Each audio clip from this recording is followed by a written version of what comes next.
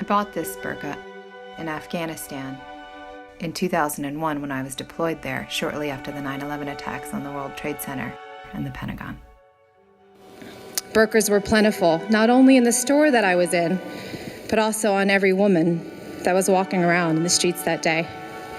And it felt weird to hold one in my hand, knowing what they represented to the Afghan women who were forced to wear them during the reign of the Taliban.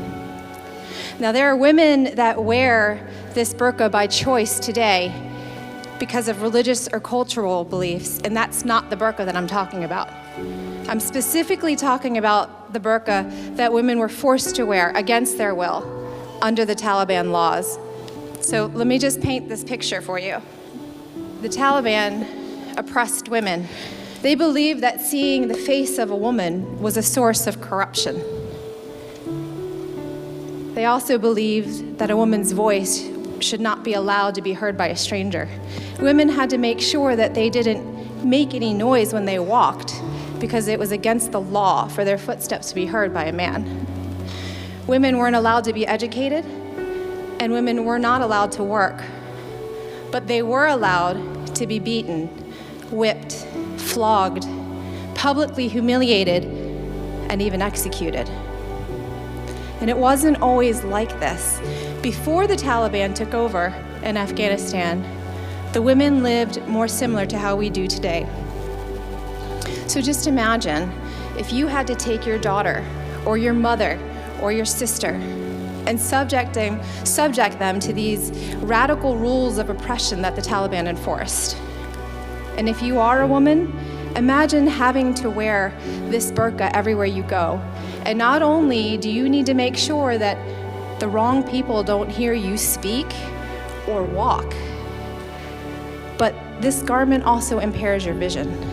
The small mesh window on the front of the burqa is just wide enough to reach the outer corner of your eyes, and it completely blocks your peripheral vision. And that's done by design. So that if you wanted to look at anything that wasn't directly in front of you, you would have to turn your head in order to see it, which also allows everybody else to know exactly what you're looking at. So not only does this burqa control what the world can or cannot see of you, it also controls what you can see of the world. That's what the burqa during the Taliban reign represents to me. Now, earlier that day, I was in the streets of Kabul, Afghanistan, and I was standing there, and I was the only uncovered woman out there. And a crowd started to form around me, and people were just staring at me. And when that crowd got large enough to make me feel unsafe, I walked back very quickly to the car, the vehicle that transported me out there. And I got in, I shut the door, and I sat there, and this lone burqa walked up to my window.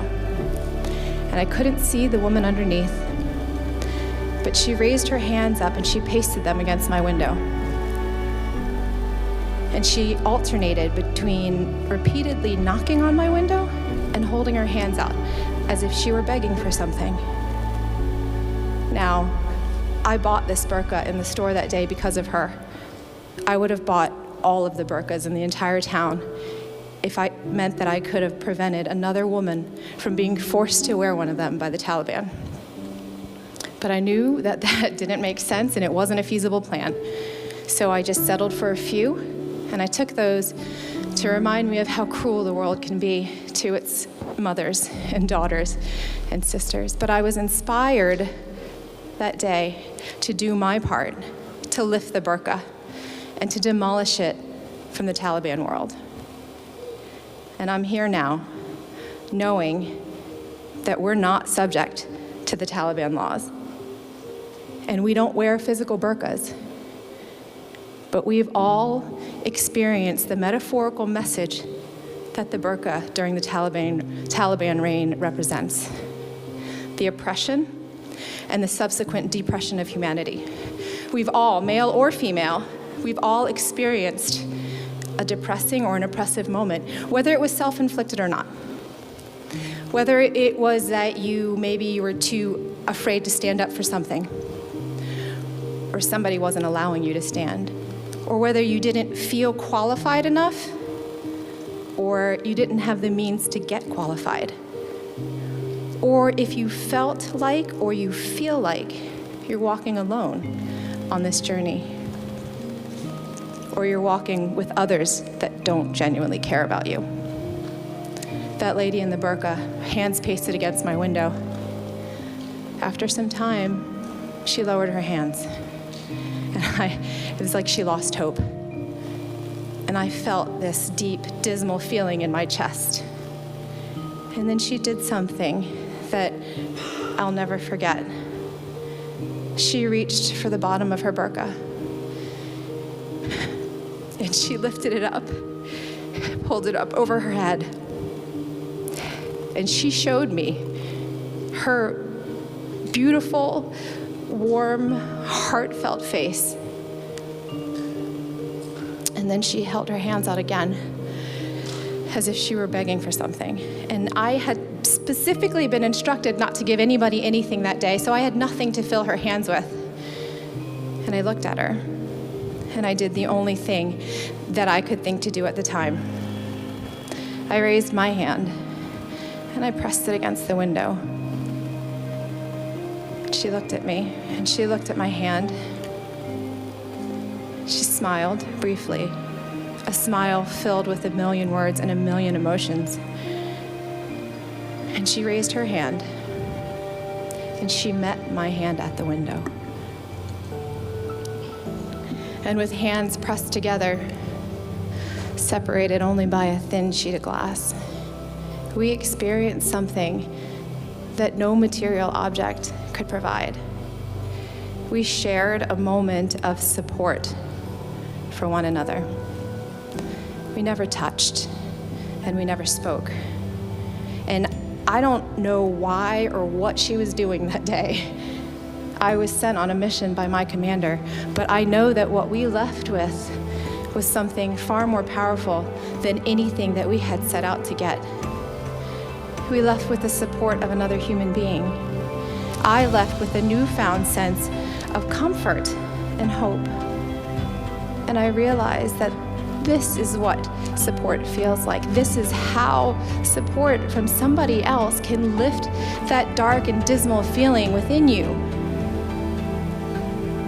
That lady in the burqa and I are from two totally different worlds, different environments, different circumstances, different goals, and different missions in life. But this was the same support, the same kindness and the same compassion, the same genuine love for one another, the same undying desire to see each of us succeed in each of our own journeys.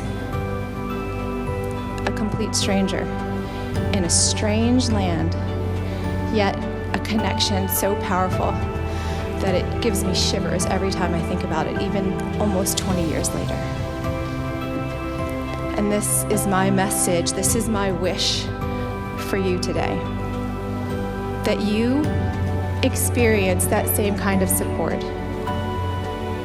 that you receive that support, and that even if you don't, that you're still willing to give that same support, that you share a moment with someone else, whether it's a stranger or not, that when you raise your hand, because it is the last thing left that you can do, that it's met with another loving and supporting hand. Thank you.